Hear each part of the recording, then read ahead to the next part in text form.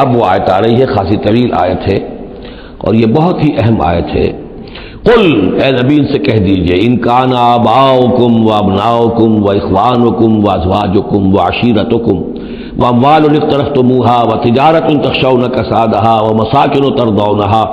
احب الیکم من اللہ ورسولہ و جہاد فی سبیلہ فتربصوا حتی یاتی اللہ بامرہ واللہ لا یہدی القوم الفاسقین۔ اے نبی ان سے کہہ دیجئے، اگر ہو تمہیں تمہارے باپ اور تمہارے بیٹے اور تمہارے بھائی اور تمہاری بیویاں یا بیویوں کے لیے شوہر اور تمہاری برادری رشتہ دار،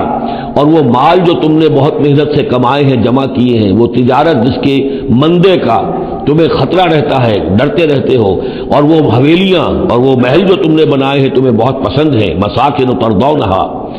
اگر یہ 8 چیزیں محبوب تر ہیں، احب الیکم، ان 8 کی محبت زیادہ ہے تمہارے دلوں میں، من اللہ و رسولہ و جہاد فی سبیلہ، اللہ کی محبت، رسول کی محبت، اللہ کی راہ میں جہاد کی محبت۔ اگر یہ 3 محبتیں کم ہیں، وہ زیادہ ہیں، فتربصوا، تو جاؤ انتظار کرو، دفع ہو جاؤ، فتربصوا، جاؤ انتظار کرو، حتی یاتی اللہ بامرہ، یہاں تک کہ اللہ اپنا فیصلہ سنا دے، واللہ لا یہدی القوم الفاسقین، اللہ ایسے فاسقوں کو راہیاب نہیں کرتا۔ بہت سخت آیت ہے، بہت اہم آیت ہے، بڑی کیٹیگوریکل ہے۔ ہر شخص اپنے باطن میں ایک ترازو نصب کرے، اپنے باطن میں، کسی اور کو نہ ناپیے تولیے،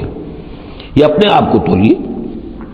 بل الانسان علی نفسہ بصیرہ، انسان اپنے آپ سے خوب واقف ہے۔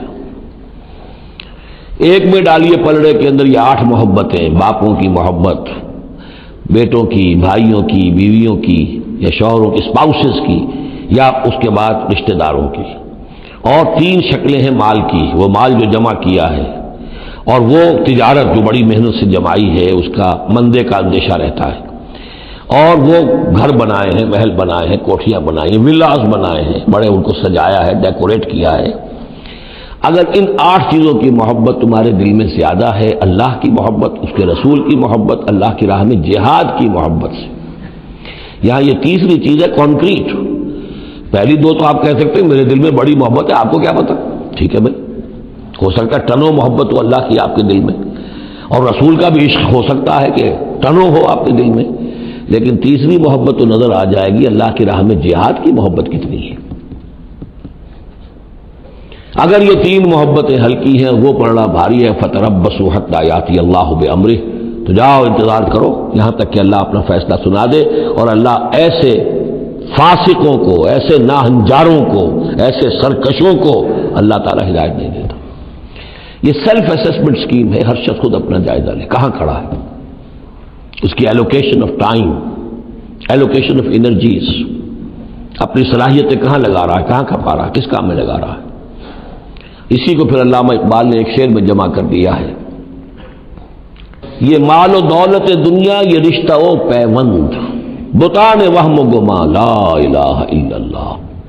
مال و دولت دنیا کی 3 شکلیں، دولت جیسے بھی ہو، ایسٹس ہو، بینک بیلنس ہو، سٹاکس ہو، جو بھی ہو، یہ مال و دولت دنیا۔ نمبر 2 جائیداد ہے، نمبر 3 بزنس ہے یا کیریئر ہے، پروفیشن ہے، اور رشتہ و پیوند جو سب سے قریبی ہو سکتے ہیں، باپ، بیٹا، بھائی اور اسپاؤس، اور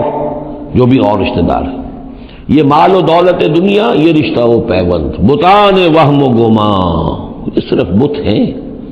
ہمارے اپنے وہم کے، توہم کے، ان کی کوئی حقیقت نہیں ہے۔ بتان وہم و گما، لا الہ الا اللہ۔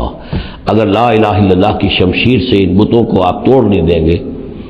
اور جب تک ٹھیک ہے حق ہے ان کا، بیوی کا حق ہے، اولاد کا حق ہے، ان لنفسک علیک حقا، لیکن وہ تابع رہے،